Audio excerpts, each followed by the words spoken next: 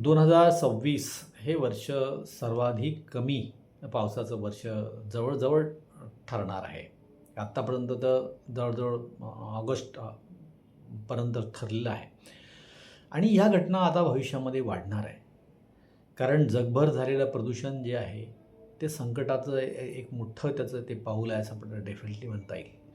आपण औद्योगिकरण फार मोठ्या प्रमाणात झालेलं आहे, तेही एक फार मोठं संकट आहे. आपलं शहरीकरण फार मोठ्या प्रमाणात झालेलं आहे. आपण वृक्ष फार मोठ्या प्रमाणात तोडलेले आहेत. आपण विकास कामं ज्याला म्हणून आपण म्हणू की तिथली सर्व वृक्ष तोडली, तिथले चांगले झाडं तोडले, तिथला निसर्ग नियम आहे तो तोडला आणि आपण त्याला माणसाच्या विकासासाठी आपण त्याचा उपयोग करून राहिलो आहे.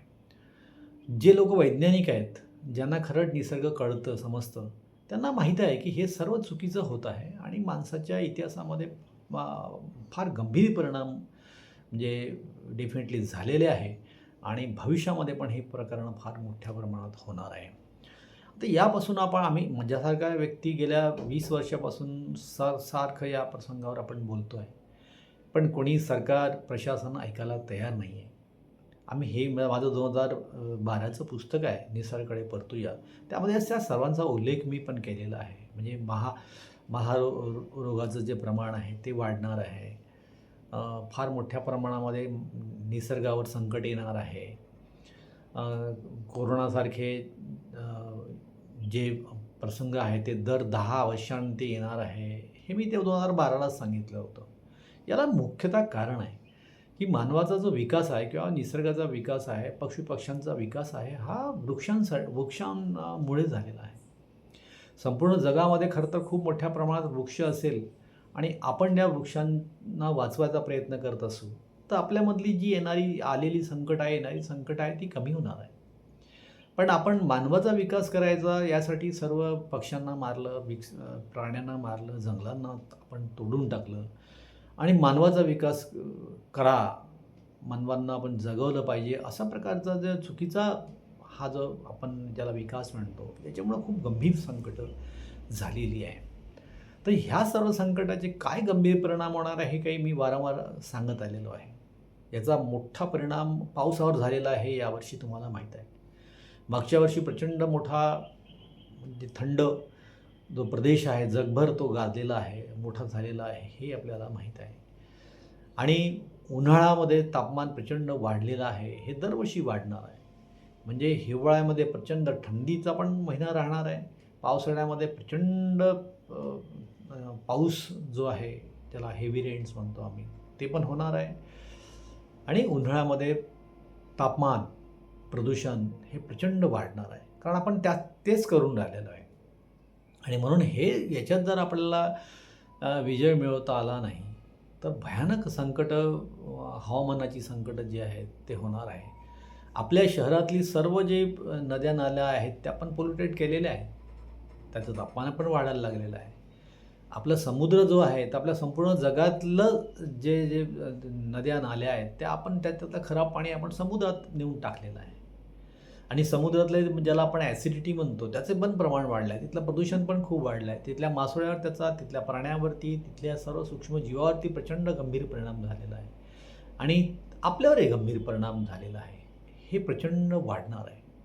म्हणजे आज आपलं ज्याला उष्णता म्हणतो ती उष्णता आता जवळजवळ बहुतेक भूमध्य भारतामध्ये जे आहे ते 48 डिग्रीपर्यंत तापमान आता वाढायला लागलेलं आहे आणि ही 50पर्यंत जाण्याची शक्यता आहे. जागतिक पातळीवरती संपूर्ण शास्त्रज्ञांनी सांगितलेलं आहे की 1.5 हे जे टेम्परेचर इतकं जी वाढ आहे ती 2030पर्यंत होणार होती, पण ती वाढ 2025पर्यंत झालेली आहे.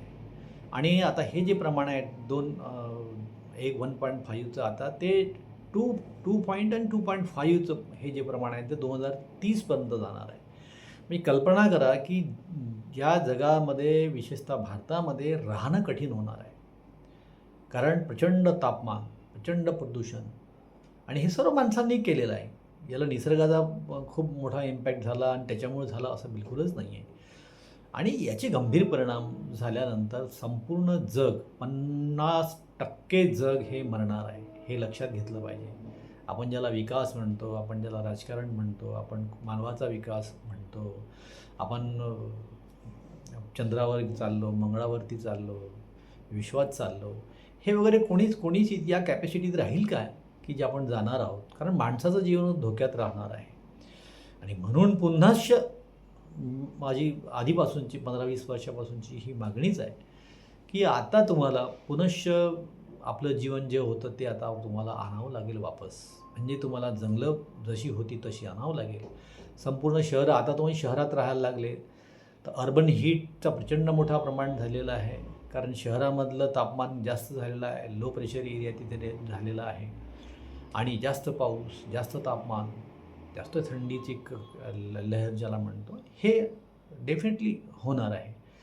आणि म्हणून आता संकट हे जर पुन्हा तुम्हाला पुन्हा याच्यापासून वाचायचं असेल तर संपूर्ण जग, संपूर्ण शहरं, संपूर्ण गावं या ठिकाणी मोठ्या प्रमाणामध्ये तुम्हाला आता इथे वृक्ष लावावं लागेल, जंगल लावावं लागेल, पक्षी आणावं लागेल, वन्यजीव आणावं लागेल. निसर्गाचा एक ज्याचं चक्र जे होतं आधीचं ते चक्र तुम्हाला पुन्हा वापस आणावं लागेल, तरच तुम्ही राहू शकता. नाहीतर दरवर्षी येणारं संकट हे तुम्हाला 2030 नंतर इथं राहणं कठीण आहे. आणि माझ्या अंदाजाप्रमाणे 2050 हे सर्वाधिक शेवटचं संकट राहणार आहे. आपल्या स्वतःमुळे, मानवामुळे राहणार आहे. माणसांनी केलेल्या, राजकारणी लोकांनी केलेल्या, प्रशासकीय लोकांनी केलेल्या संकटामुळे राहणार आहे. आणि 50% जग जवळजवळ नष्ट होणार आहे. आणि म्हणून पुनश्च